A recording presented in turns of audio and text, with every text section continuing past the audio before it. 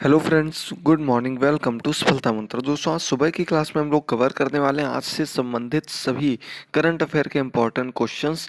तो दोस्तों, आज है डेट 5 मई। 5 मई से संबंधित सभी क्वेश्चंस को देखने के लिए आज की क्लास को एंड तक जरूर देखिएगा और अपने सभी दोस्तों के साथ शेयर करना मत भूलिएगा।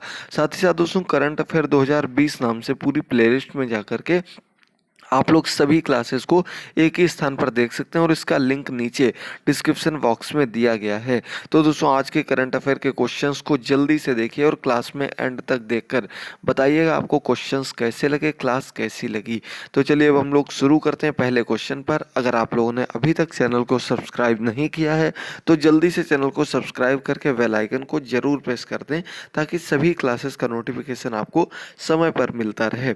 चलिए अब देखते हैं पहले क्वेश्चन पर। तो पहला क्वेश्चन है, किस देश ने आर्कटिक जलवायु और पर्यावरण की निगरानी हेतु अपना पहला आर्कटिक एम उपग्रह लॉन्च करने की घोषणा की है? तो दोस्तों, हाल ही में एक देश ने आर्कटिक जलवायु जो हमारा उत्तरी ध्रुव है उसके क्षेत्र में आने वाले जलवायु और पर्यावरण की निगरानी के लिए एक उपग्रह लॉन्च करने की खबर दी है। और ये उपग्रह जो देश लॉन्च करेगा उसका नाम है रसिया, रूस। सी नंबर ऑप्शन बिल्कुल सही हो जाएगा। दोस्तों, रूस ने हाल ही में ये घोषणा की है कि आर्कटिक जलवायु पर्यावरण की निगरानी के लिए वो आर्कटिक एम उपग्रह लॉन्च करेगा। नाम याद रखिएगा, इंपॉर्टेंट है। साथ ही साथ आपको बता दें दोस्तों, रूस के जो प्रधानमंत्री हैं, हमने आपको पहले बताया था अभी नए प्रधानमंत्री ही बने थे, वो कोरोना वायरस की चपेट में आ चुके हैं। तो इस समय वहाँ का जो पूरा कार्यभार देख रहे हैं वहाँ के उप प्रधानमंत्री और राष्ट्रपति व्लादिमीर पुतिन जी देख रहे हैं।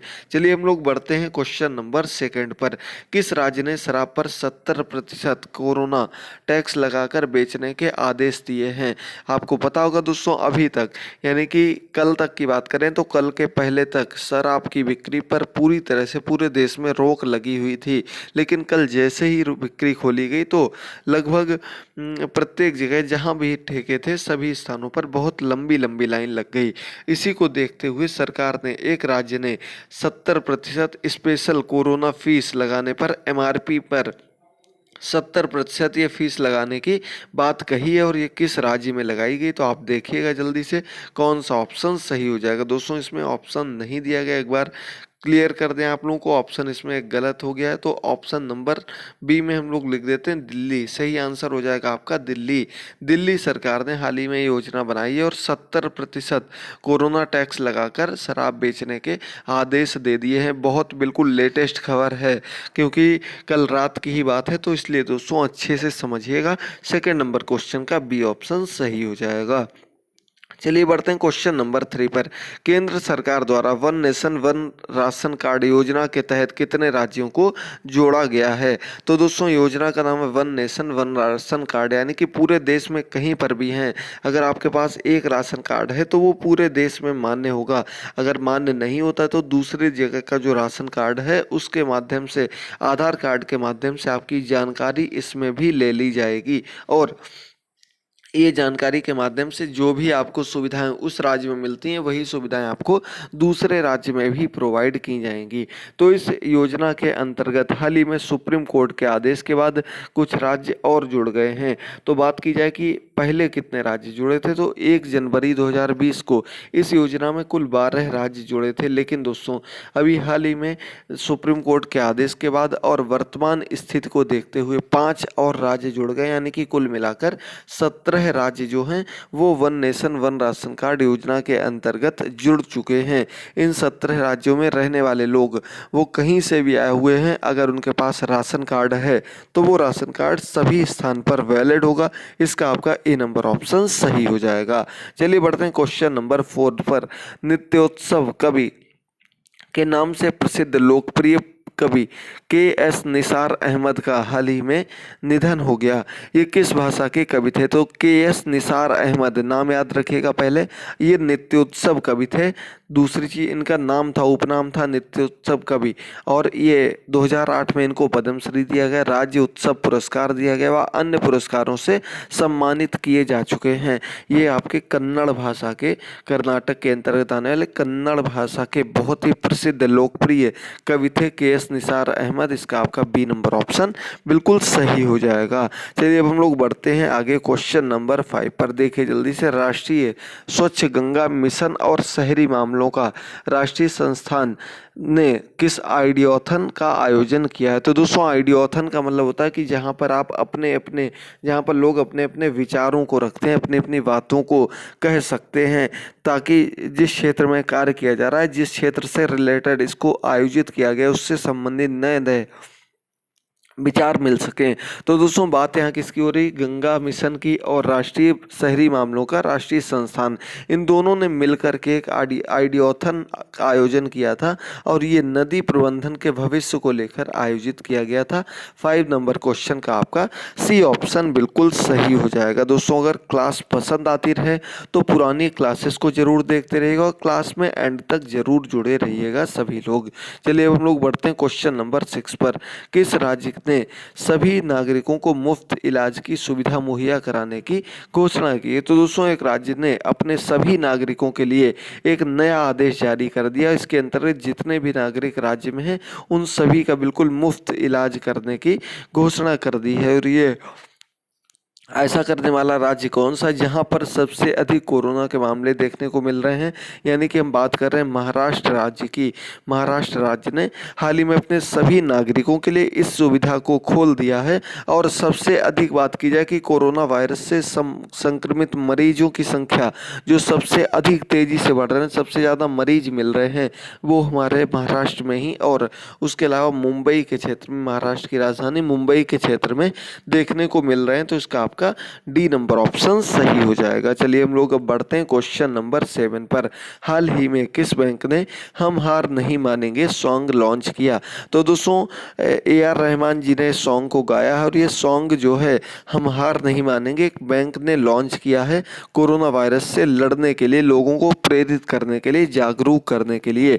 और ये जो सॉन्ग लॉन्च किया गया है, ये जो सॉन्ग बैंक का है वो HDFC बैंक है। इसका आपका डी नंबर ऑप्शन सही हो जाएगा। HDFC बैंक सही आंसर है।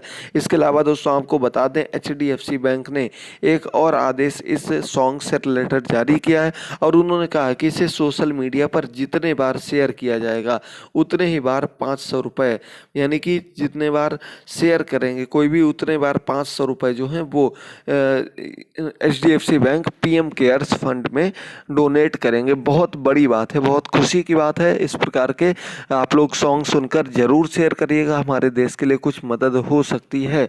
और बैंकें इस समय काफ़ी कुछ करने में लगी हुई हैं, तो ये HDFC बैंक के द्वारा हाल ही में जारी किया गया है। चलिए हम लोग बढ़ते हैं क्वेश्चन नंबर 8 पर। कारोबारियों की संस्था अखिल भारतीय व्यापारी परिसंघ CAIT के नाम से ये जानी जाती संस्था अखिल भारतीय व्यापारी परिसंघ द्वारा किस नाम से राष्ट्रीय ई-कॉमर्स मार्केट प्लेस लॉन्च करने की घोषणा की गई? तो दोस्तों आपने देखा होगा दुनिया इस समय ऑनलाइन हो चुकी है, सब कुछ ऑनलाइन हो गया है। तो इसको देखते हुए जो भारतीयों की ओर से एक व्यापारी संगठन था, परिसंघ था, उसने भी अपनी एक अलग ई-कॉमर्स मार्केट प्लेस लॉन्च किया। और ये मार्केट प्लेस इसलिए लॉन्च किया गया ताकि उससे पूरे देश भर के जितने भी खुदरा मूल्य के व्यापारी हैं या बड़े व्यापारी, वो सभी जुड़ सके डायरेक्टली और अपने जो भी कस्टमर्स हैं उनको घर पर अपने सामान को प्रोवाइड कर सकें। इसका नाम रखा गया दोस्तों Bharat market. C number option सही हो जाएगा। बहुत खुशी की बात है, आप लोग भी जरूर देखिएगा, समझिएगा। क्वेश्चन नंबर 8 का सी ऑप्शन सही हो जाएगा। चलिए बढ़ते हैं हम लोग क्वेश्चन नंबर 9 पर। किस देश के विश्व स्नूकर चैंपियन पीटर एबडन ने संन्यास की घोषणा कर दी है? तो दोस्तों पीटर एबडन नाम है, बहुत बड़े प्लेयर हैं, स्नूकर चैंपियन रह चुके हैं, विश्व चैंपियन चुके हैं। और इन्होंने अपने कुछ शारीरिक दिक्कतों के चलते एक अपना जो पूरा गेम था इससे संन्यास ले लिया है, स्नूकर से संन्यास ले लिया है। ये कहाँ के थे? तो इसका आपका ए नंबर ऑप्शन है, ब्रिटेन या इंग्लैंड, ये आपके यहीं के रहने वाले थे। इसका आपका ए नंबर ऑप्शन बिल्कुल सही हो जाएगा। पीटर एबडन नाम है, याद कर लीजिएगा। चलिए अब हम लोग आगे बढ़ते हैं क्वेश्चन नंबर 10 पर। अंतिम क्वेश्चंस की ओर हम लोग बढ़ रहे हैं, तो जल्दी से देखते रहेगा। और आपके लिए प्रीमियर के तौर पर ये क्लासेस लेकर आ रहे हैं। और दोस्तों आपको बता दें कि आपके लिए जल्द ही क्लासेस स्टार्ट होने वाली हैं। दोपहर में 2 बजे लाइव क्लास होगी। उसके लिए पूरा सेटअप तैयार कर रहे हैं, तो सिर्फ 2 से 3 दिन का समय लगेगा। उसके बाद आपकी प्रॉपर डेली क्लासेस चलेगी, किसी भी प्रकार की उसमें कोई आपको दिक्कत नहीं होगी। तो देखिए दिया गया, भारतीय मूल की छात्रा वनीजा रूपानी ने नासा के पहले मंगल हेलीकॉप्टर का क्या नाम दिया। तो दोस्तों नासा ने भी एक मिशन लॉन्च किया, मंगल पर जाने का मिशन। मंगल के इस मिशन पर एक रोवर भेजा जा रहा है और एक नई चीज़ है वो आपके मंगल इस पर एक हेलीकॉप्टर भी भेजा जा रहा है। तो दोस्तों भारतीय मूल की एक छात्रा वनीजा रूपानी अभी हाल ही में नासा के द्वारा एक प्रतियोगिता आयोजित की गई थी जिसका नाम था नेम द रोवर का नाम देने की प्रतियोगिता में भारतीय मूल की छात्रा 10th में पढ़ने वाली छात्रा वनीजा रूपानी, इसने अपने निबंध प्रतियोगिता के अंतर्गत नासा के द्वारा जो लिया गया था उसमें इस हेलीकॉप्टर का जो नाम दिया वो इंजेन्युनिटी दिया है नाम। इसका आपका सी नंबर ऑप्शन सही हो जाएगा, जिसे नासा के द्वारा वेरीफाई कर दिया गया। और वेरीफाई करने के साथ साथ नासा ने कह दिया हम इसको ही नाम रखेंगे जो हेलीकॉप्टर लॉन्च कर रहे हैं। तो इसका आपका सी नंबर ऑप्शन बिल्कुल सही हो जाएगा। नासा का ये मंगल मिशन है जो 2020 में ही करने की योजना बनाई है नासा के द्वारा। तो उसका 10 नंबर क्वेश्चन का सी ऑप्शन सही हो जाएगा। चलिए बढ़ते हम लोग आज के अंतिम क्वेश्चन पर। बहुत इंपॉर्टेंट क्वेश्चन है, समझकर आंसर करिएगा।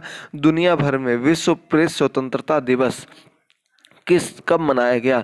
तो दोस्तों विश्व प्रेस स्वतंत्रता दिवस मनाया गया आपका, देखिए जल्दी से, इसका आपका ए नंबर ऑप्शन सही हो जाएगा। 3 मई को मनाया गया। तो 11 नंबर क्वेश्चन का आपका ए ऑप्शन बिल्कुल सही हो जाएगा। समझिएगा और याद करिएगा, विश्व प्रेस स्वतंत्रता दिवस बहुत इंपॉर्टेंट क्वेश्चन है।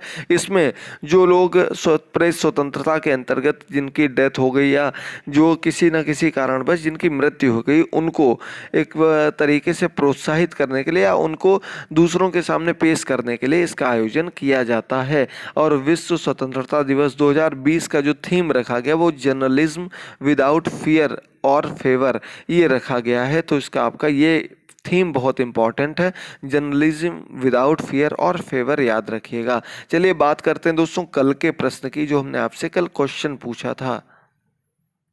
जीवन अमृत योजना, एक योजना के बारे में हमने आपको बताया था। जीवन अमृत योजना ये लॉन्च की गई है किस सरकार के द्वारा, किस प्रदेश के द्वारा। तो मध्य प्रदेश सरकार ने हाल ही में जीवन अमृत योजना लॉन्च की। इसके अंतर्गत हमने आपको बताया था कि 1 करोड़ लोगों को उनके घर तक काढ़ा पहुंचाने के लिए ये सुविधा प्रदान की गई है।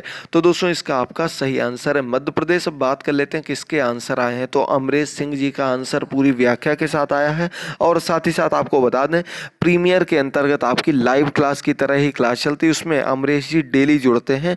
आप लोग भी अगर क्लास 6 बजे ज्वाइन करेंगे तो आप भी प्रीमियर से जुड़ सकते हैं। और उसके लिए आप पहले से ही उसके लिए अपना रिमाइंडर लगा सकते हैं ताकि आपको सुबह सुबह पूरी करंट अफेयर मिल जाए।